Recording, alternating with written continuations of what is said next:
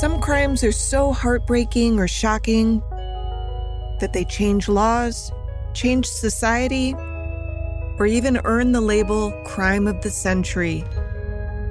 But the stories that made headlines in decades past aren't necessarily remembered today.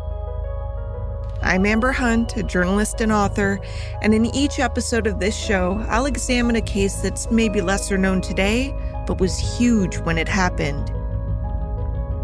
This is Crimes of the Centuries.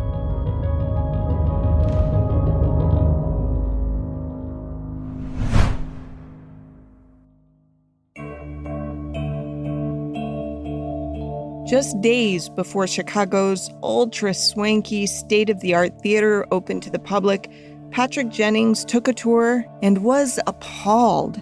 Jennings was a well-respected captain of Engine Company 13, a fire station housed in a 3-story building less than a block from the theater on West Randolph Street.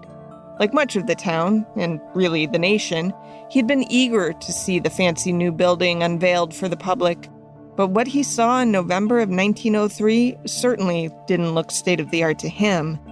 For starters, there was no backstage phone. By 1903, telephones weren't in every home yet, but they weren't novelties either. The number of phones nationwide was in the midst of exploding from nearly 600,000 phones at the turn of the century to 2.2 million phones by 1905. It was common for a phone to be in a public building, especially one touting itself as high-tech, and yet Jennings noticed that this fancy-schmancy theater had none. The firefighter in him noticed other shortcomings too, like none of the exits were labeled. Many were, in fact, concealed by thick curtains. There was no fire alarm system, no sprinkler system, no fire buckets. The only thing Jennings noticed by way of firefighting equipment were a half-dozen canisters of a product called Kill Fire, a dry chemical you were supposed to throw at flames to douse them before they spread. Jennings asked what was up of his tour guide, a department retiree named William Salers, who'd been hired to serve as fireman of the theater house, a job created for public places because fires were so rampant at the time. Salers said, I know, but my bosses are already aware, and anyway, if I bring it up again, I might just get fired. Jennings said, man, if this place catches fire, you're going to be in trouble. It would take only about 5 weeks for the words to prove prophetic. On December 30th, 1903, in a theater filled mostly with women and children who had just celebrated Christmas and were readying to ring in the new year, a lamp spit out a spark, and Chicago's celebrated Iroquois Theatre, dubbed absolutely fireproof in his marketing material, went up in flames, killing about 600 people and igniting one of the most expansive and futile criminal investigations in the city's history.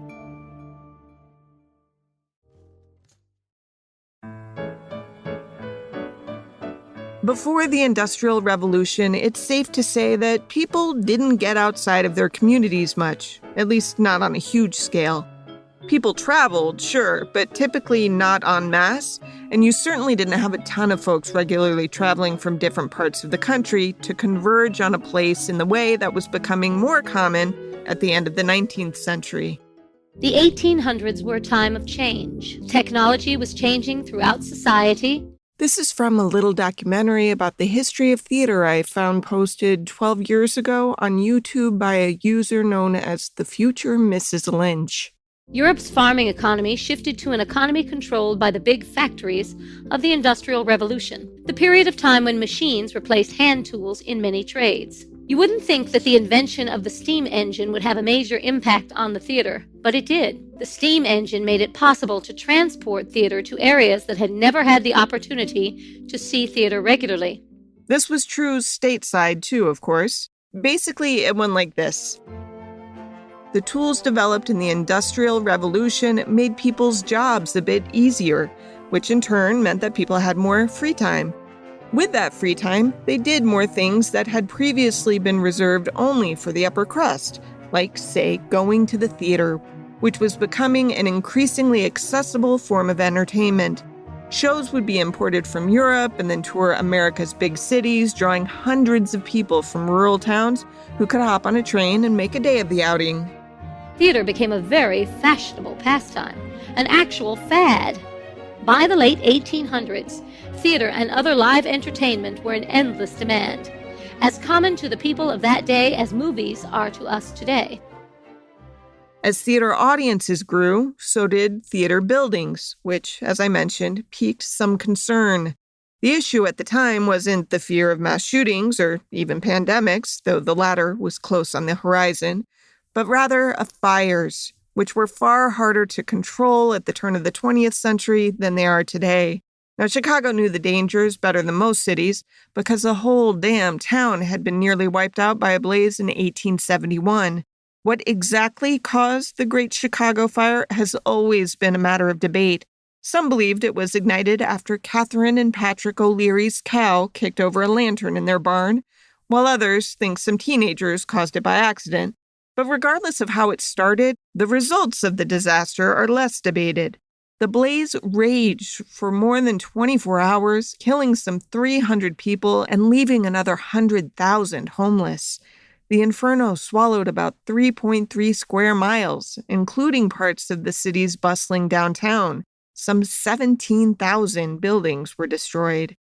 After that fire, the city passed laws requiring new buildings to be made of fireproof materials like brick, marble, and limestone. The materials were much more expensive than wood, but it had been Chicago's many wood-framed homes and businesses that had allowed the Great Conflagration, as some called it, to spread so unstoppably. Still, people are resistant to change, especially change that costs them money. Plenty of businesses ignored the new building laws and stuck with wood anyway. Then another fire happened, smaller this time, but still not good. The second fire in 1874 killed about 20 people and destroyed more than 800 buildings over 60 acres. Then, as is still the case today, change was slow when only lives were at stake. You had to convince people that it made economical sense to change the status quo. But even then, it wasn't easy.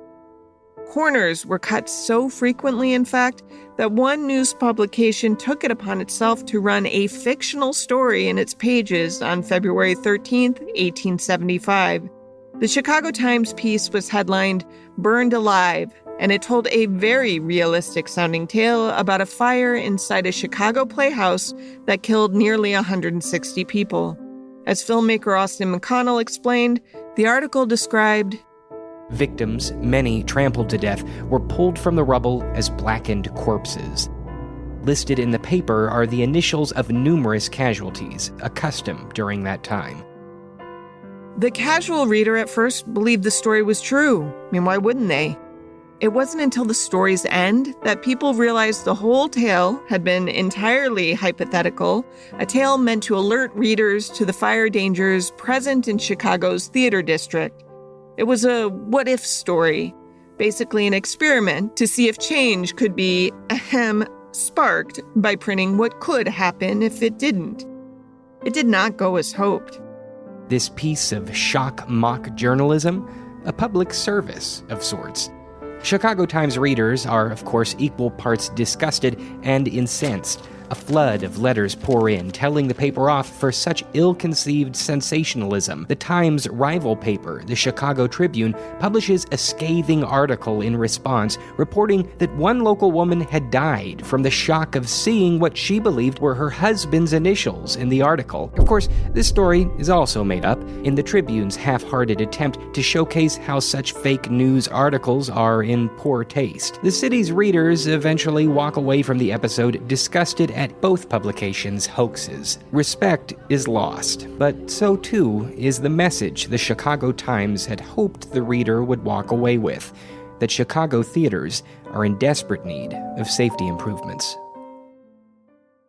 A quarter century and change later, in early 1903, construction on the new Iroquois Theatre began, though newspapers were heralding its arrival as early as June of 1902. The Baltimore Sun ran a brief promising that the new playhouse will be the finest theater in America with a seating capacity of about 2,000 people. The building would be designed by architect Benjamin H. Marshall to be the most luxurious in the country. Marshall was well aware of the fire fears inherent in such a setting. Fresh in people's memories were news stories of the worst theater fire in modern history, the 1881 inferno that engulfed the Ring Theater in Vienna, killing hundreds within minutes. There's never been consensus as to the exact body count in that disaster, though estimates typically range from 400 to above 1,000. The History Channel settles on at least 620 as its toll. To avoid a repeat of such horrific history, Marshall assured the public that he would research all theater fires and design a building with patron safety front and center.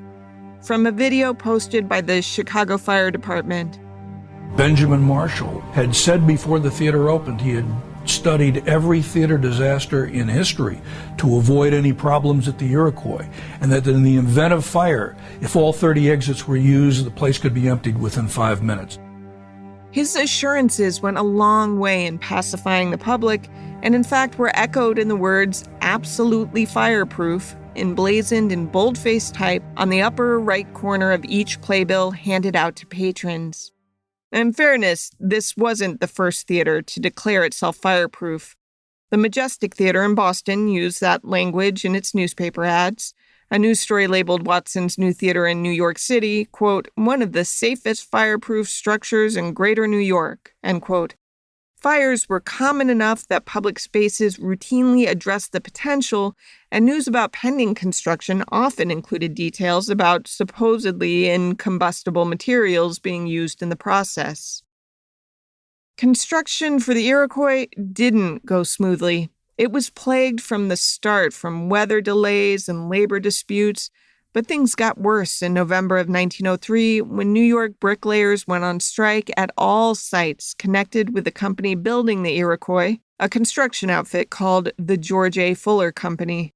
A wire story in the Moline Dispatch began, quote, "A general strike against the George A. Fuller Construction Co. throughout the United States and the Iron League in New York, as well as all subcontracts being done for the Fuller Company, was ordered in Chicago yesterday by the Executive Board of the International Bridge and Structural Iron Workers Association. The order, which was telegraphed throughout the country, will immediately tie up an estimated aggregate of $20 million worth of new buildings in 10 of the principal cities of the country and will affect at once 10,000 men," end quote. While the matter was settled fairly quickly, it still cost the workers time, yet the theater's key investors were adamant that the theater would still open in the fall of that year because the holiday season promised a rush of business, and the Iroquois' debut performance had already been selected. Rather than delaying the grand opening, Al Heyman, Marcus Claw, and Abram Erlinger, the leading members of the theatrical syndicate who own large interests in the theater, decided instead to open with the theater unfinished. Now, the average person walking through the theater wouldn't feel like it was unfinished because the place on the whole looked amazing. It was opulent and extravagant. Thick drapery fell from the ceiling. The seats were covered in velvet. Everything was gilded and ornate. You'd have to really be paying attention to notice that, for example, the fire escapes weren't finished. Some were merely iron platforms screwed onto the building with no stairs installed. The vents on the building ceiling, which were designed to route smoke and hot air up and out of the building, were nailed shut to keep rain from coming in. On November 23rd, the theater opened as planned with its debut performance of Mr. Bluebeard, a musical that was flimsy on storyline but rich in spectacle. This was truly an ensemble piece, employing hundreds of actors, dancers, and even aerial artists to perform on stage and above it, plus hundreds more to work as stagehands, costumers, and in other backstage roles. For those wanting a star in the performance, a comedian named Eddie Foy filled the bill, promising to be a huge draw. Foy had been born in 1856 as Edward Fitzgerald, the son of an immigrant Irish tailor in Lower Manhattan. After his father died, his mother moved Eddie and his siblings to Chicago in the hopes that it would be easier to survive there, but no such luck. Life wasn't easy for the Foys, but Eddie would later boast that he was born with the ability to dance, and while that might have been a slight exaggeration, he was on the streets performing for change as early as 8 years old, according to the book Tinderbox by Anthony P. Hatch. At age 12, he quit school altogether, making ends meet by performing where he could and also hawking newspapers. He was still in Chicago in 1871 when he survived the Great Chicago Fire at age 15. When the flames were first spotted, Eddie was handed his 18-month-old nephew and told to find a safe place to wait it out, after which he and his family would reunite once the danger had passed. Eddie went to a friend's house that he figured couldn't possibly be touched by the flames because it was on the other side of Chicago's main business district, and it didn't occur to Eddie, or anyone else for that matter, that the fire would possibly spread through that. But it did spread, and Eddie brought his toddler nephew to the Lake Michigan shore where thousands of people gathered and watched helplessly as the city they called home was devoured by fire, one block at a time. Eddie later said, quote, "Every street I crossed was so thronged with vehicles, all lashing ahead at a trot or a gallop, that I risked our lives at every crossing," end quote. It took days before he reunited with the rest of his family, all of whom amazingly survived, although the same wasn't true for their possessions. Per Hatch's book, all the Foys had left was a sofa and a feather bed. It was around the same time that Eddie took his first solid steps toward a career as a professional performer. He and a friend started a song and dance routine called Finnegan and Fitzgerald, but they worried that their act sounded too Irish, so they changed their name to Edwards and Foy, and Eddie's surname was permanently changed to the latter. He quickly became successful with an act that included song, dance, and jokes, often all at once. His heyday predated film, but here's a fun imitation of Eddie Foy done in 1940 by his son, Eddie Foy Jr., in a movie called Lillian Russell.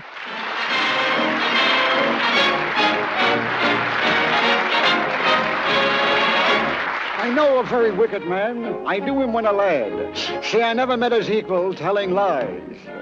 And although he takes delight in doing everything that's bad, he thinks he'll go to heaven when he dies. Ah, but when a child, he robbed his dear old grandma in her sleep. He stole 2 golden teeth out of her jaws. Now he's been a kleptomaniac since he began to creep. But the neighbors think that he's all right because he goes to church on Sunday. He was incredibly popular, as evidenced in a San Francisco Call review of his 1900 show, A Night in Town.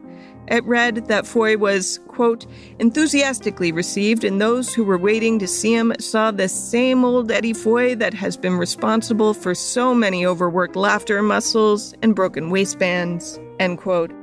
Granted, he wasn't everybody's cup of tea. One reviewer called him a bird with one feather, a rare bird perhaps, but still exhibiting that one distressing feather of a single talent, that of grotesqueness. Ouch. In short, he wasn't considered the highest brow entertainment, but he drew big crowds, which is why the Iroquois owners hired him for a then whopping $800 a week, which translates to nearly $27,000 a week in today's money. But Foy wasn't the show's biggest expense. That honor went to its extravagant set design, which included hundreds of colored lights that created a, quote, brilliant display of illumination unlike anything the crowd had ever seen before, end quote. That's according to Hatch. These bulbs could sometimes get unbelievably hot, and while the Iroquois building had been designed not to spread fire, the same couldn't be said about the sets contained within that building.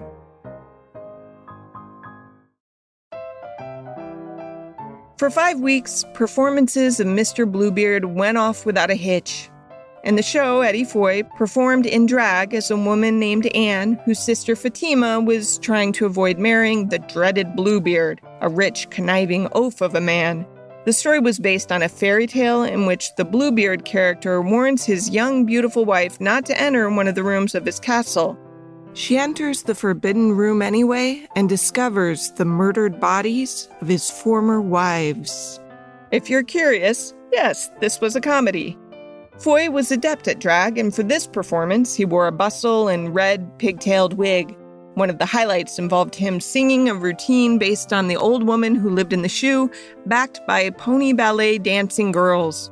The most spectacular elements of the show were in dream sequences, one of which was featured in a full-page Chicago Tribune advertisement for the show that showed an image of a woman flying above the heads of the audience.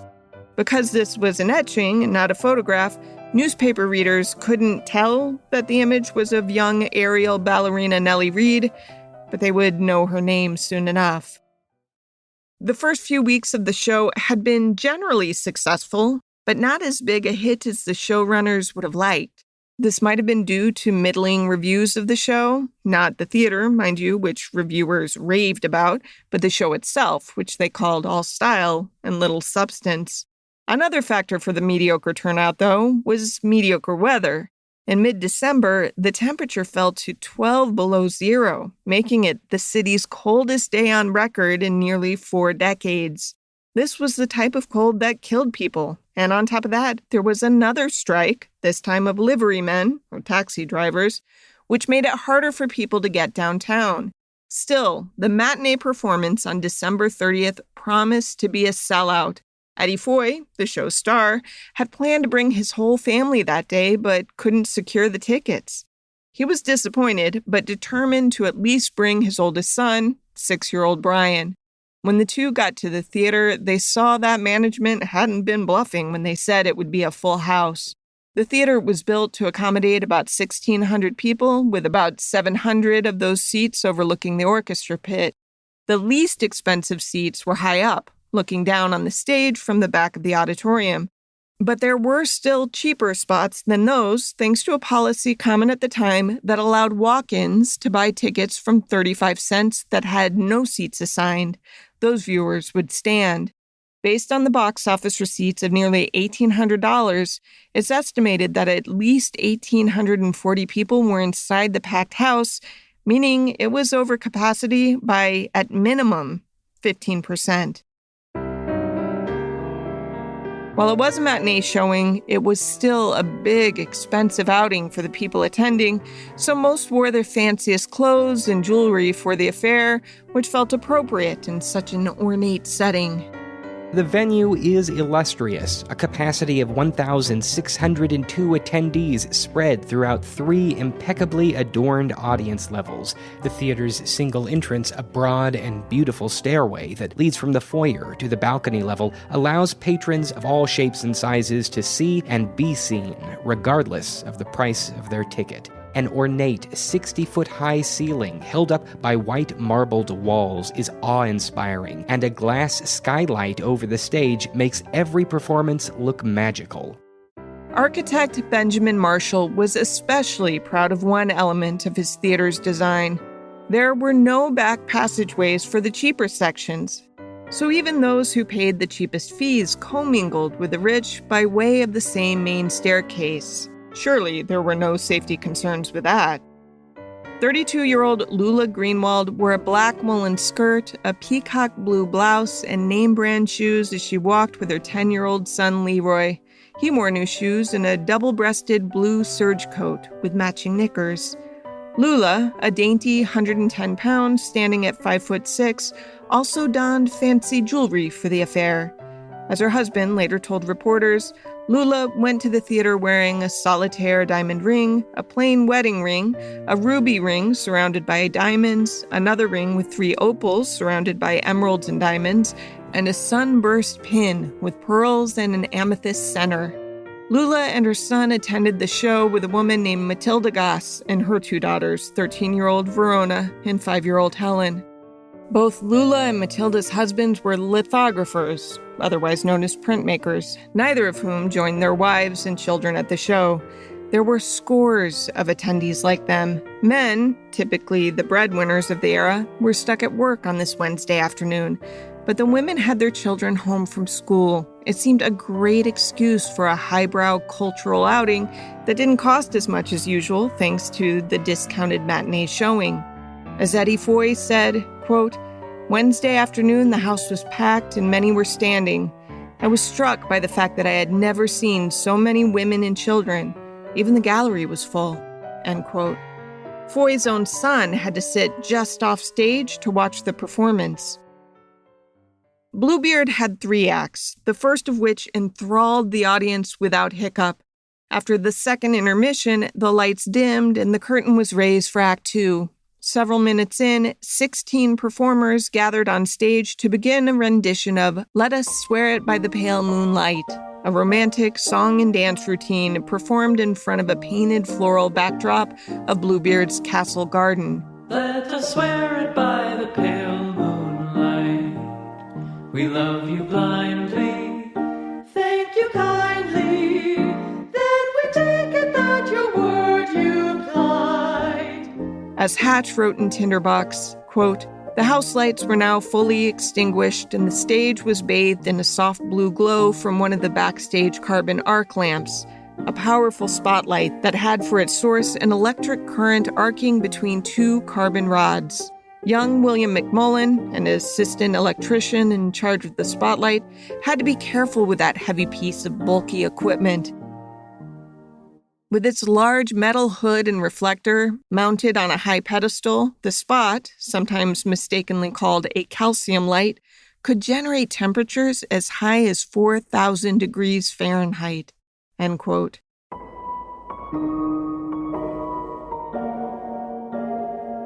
While there were 8 of these spotlights in all, only the one operated by McMullen was on at this point in the performance.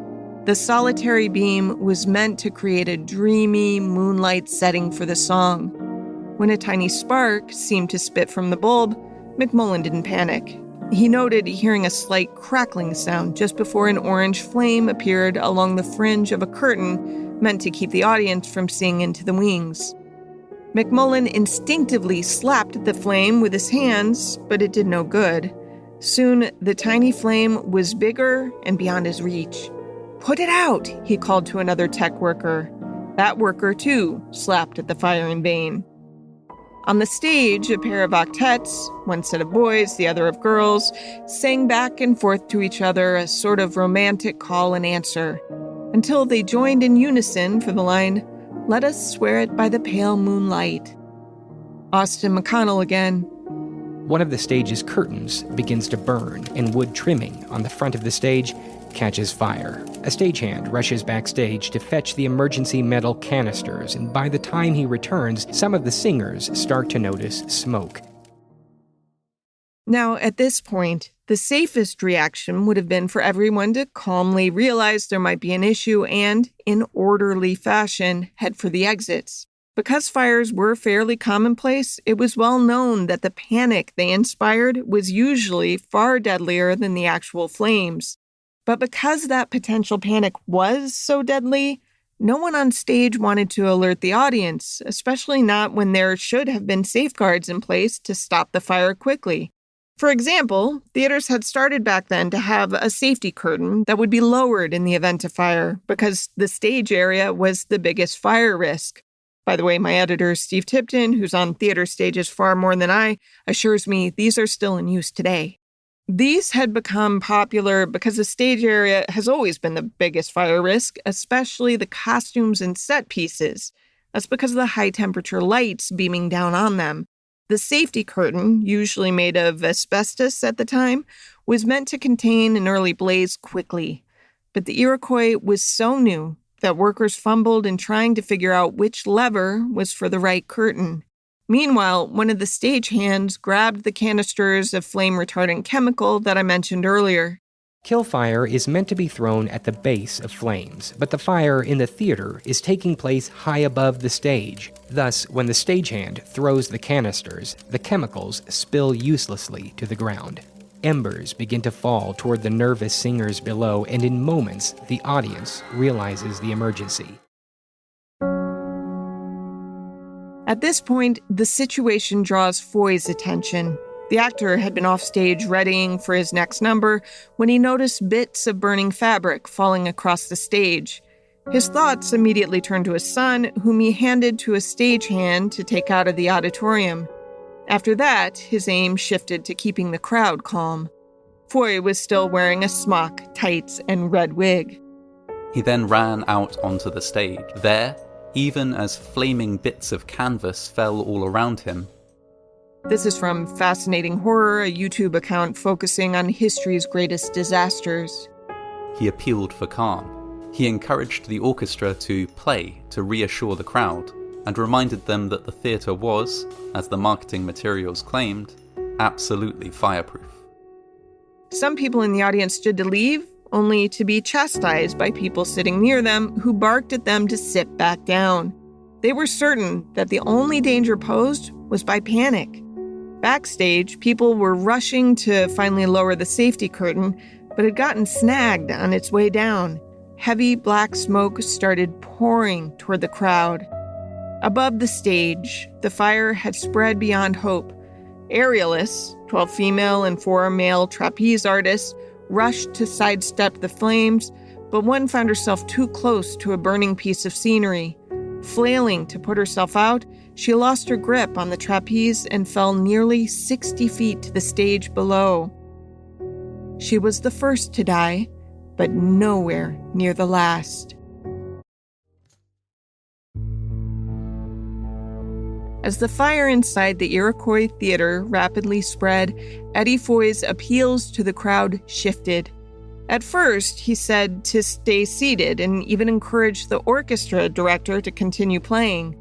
The audience seemed inclined to trust him, but the actors around him were another matter because they could see just how rapidly the fire around them was spreading. It showed on their faces. Some of the chorus girls fainted. One chorus boy bolted from the stage. Author Anthony Hatch. People saw the actors were afraid, and that's when they started to get clued in that this was not how it was supposed to go. Instead of telling everyone to stay seated and trust that the building was safe, Foy changed tacks, instead urging everyone to calmly leave. "Take your time, folks," he said. "Don't be frightened. Go slow. Walk out calmly." His measured tone conveyed none of the utter panic he felt, panic that was increasingly evident in the audience. Foy could hear timbers crackling overhead. He saw people running toward the back of the theater, getting jammed at the doorway. Backstage, performers were being ushered outside, but the worst of the fire blocked their way. One child stood in an aisle, his eyes darting from Foy and his now smoldering red wig to a woman suspended overhead by a steel wire. She was the ballet dancer Nellie Reed, whose gauzy dress burned as quickly as paper as she writhed to free herself. A few minutes later, an engineer spied Nellie on stage. Miraculously, she'd managed to unhook her wire, but her skin was scorched and she was screaming in pain. The engineer grabbed Nellie and carried her to some rescuers who had started gathering on the street, but Nellie's burns were too severe. She'd die within hours. Heads up, the details starting here with the fire become a little more graphic. In an effort to save the remaining performers, stagehands pushed open a set of double doors behind the stage. They opened the scenery doors. They created a huge draft, with the flames going up into the loft of the theater, mixing with the superheated gas and fumes coming from the burning scenery docks. That combination proved to be devastating. It was a fireball that burst out from under the curtain and into the audience and up into the balconies, incinerating people as it went. While this move saved all but the 2 already dead performers, it also sealed the fates of hundreds of theatergoers. People who had tried to stay calm and keep their seats, particularly in the upper levels, were killed instantaneously by what survivors could later only describe as akin to an explosion. Stuart J. Hecht of Boston College in a WTTW Chicago documentary. 70% of the people who were killed then, in the balcony. And the balcony were mostly mothers and children. Seconds later, the theater plunged into darkness as the electrical switchboard was knocked out. Those still alive were in utter terror at this point. People pushed, pulled, and tore at each other to find the nearest exit. Though the Iroquois had plenty, many were obscured by thick drapes because Benjamin Marshall had deemed them eyesores. The rushed construction meant that most exits weren't labeled, so scores of people ran past perfectly good exit doors without realizing they were even there. Some found other doors, but discovered that they had been blocked with accordion gates to prevent people from the cheaper upper seats from sneaking into the more expensive seats on the lower levels. Some of those doors still had ushers staffing them, but the ushers had been told not to unlock the doors and, in the fight or flight moment that faced them, defaulted to those instructions, even as masses of people begged them to unlock the doors. A lot of people perished up against those grills. One man pulled himself up through a skylight in a bathroom, but severely cut his arms while doing so. Another managed to smash his way through a pane of a door, but when he turned to help his wife follow him out, she was trampled as he watched. Can you imagine being stuck behind a crowd that's pressed up against doors that won't open, and people are behind you pushing you? And what happens? Meanwhile, the safety curtain that so many on stage had been waiting to fall caught fire too. It turned out that in attempting to cut costs, theater co-owner Will Davis hadn't paid for a curtain made only of asbestos. He'd bought a cheaper version, cut with wood pulp. In one of the most nightmarish scenes imaginable, people who made it to the fire escapes found themselves trapped. There was no place to go. Some people jumped off these platforms and died on the cobblestones below. About 125 people were found dead beneath the fire escape, where a staircase should have led people to safety. The body count there was so high that the area was dubbed Death Alley. As all this was happening, firefighters responded to the scene quickly, having been alerted by people fleeing from the building. But the blaze swept through the inside so fast that by the time they made their way inside, everything was eerily quiet. One of the fire officials, scouring through the balcony, said, "Is anybody alive here? Answer me. Call out. We'll get you out." And he was met with silence. He said, "Christ have mercy." While some bodies were burned to death while still in their seats, others had suffocated while trying to escape. Some had jumped from the upper balcony, their bodies breaking over armrests and seat backs on the lower level. Near doorways where exit paths converged, firefighters found bodies piled 10 deep. More still were trampled in the aisles and hallways. These ones were some of the hardest for firefighters to stomach because many of them were children, bowled over and trampled by adults fighting to save themselves. Many of the victims were unrecognizable, not because they were burned in the fire, but because they'd been crushed beneath so many boots. The headlines the next day were heartbreaking. "Dreadful loss of life in theater fire," blared the New York World in bold-faced type. 500 reported dead by fire officials. Quote, "Wild panic among the women and children in the Iroquois Theatre in Chicago who fought each other in mad efforts to escape and many of whom were trampled to death in the aisles." End quote. Chicago Mayor Carter Harrison Jr. vowed immediate action. He shut down all theaters in Chicago, then added museums, dance halls, and other places of amusement. Every building had to undergo safety inspections before reopening. But critics noticed that it had been employees under Harrison who had signed off on the theater being safe to open in the first place. From the Chicago Fire Department. Lots of people received blame for this. The mayor, Carter Harrison, of course, the building commissioners, the building owners, and the building architects all received their share of blame. Proving criminal liability was tough, however. Even though corners were cut and palms were greased to ensure the Iroquois opened before it was truly finished, no one had intended for people to die, and the concept of civil liability, as in fines for damages, was in its infancy. Even though there was evidence that the building's design was poor and that it lacked adequate safety features, the architect, the owners, and others were found innocent because, as the judge put it, they weren't the ones who placed the light that burned the curtain. No one was ever held accountable for what happened to the approximately 600 victims in the theater, about 150 of whom were children.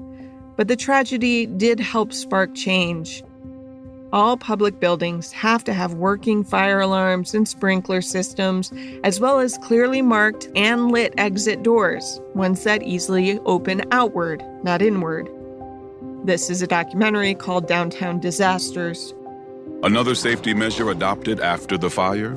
Exit lights, which would stay illuminated in the event a theater lost power. And one of the most important life-saving devices? The crash bar. That's the push bar you see across doors in public places that make it easy to unlatch and open so that no one is fumbling with a door handle in a panic. Another change is subtler, but just as important, and that was a change in language. With the burning of the Iroquois, it became clear that fireproof buildings just weren't a thing. And in fact, by labeling places fireproof, you risk lulling people into a false sense of security. Many of the people who survived that day had done one simple thing. They had left as soon as they felt uneasy. Rather than taking assurances that everything was fine, that the building couldn't catch fire, the scores who simply got up from their seats and walked calmly outside lived to tell the tale.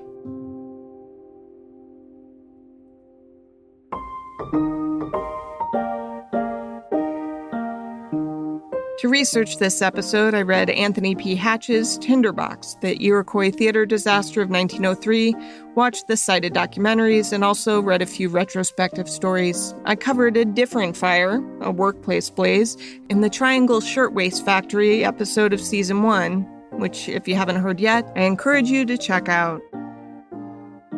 Special thanks to Charlie McCarron for producing and performing the song Let Us Swear It by the Pale Moonlight, and also to Randy Sullivan of the University of Oregon Libraries, which provided us the sheet music from the archives. Let us swear it by the pale moonlight. We love you blindly. Thank you kindly. Then we take it that your word you plight.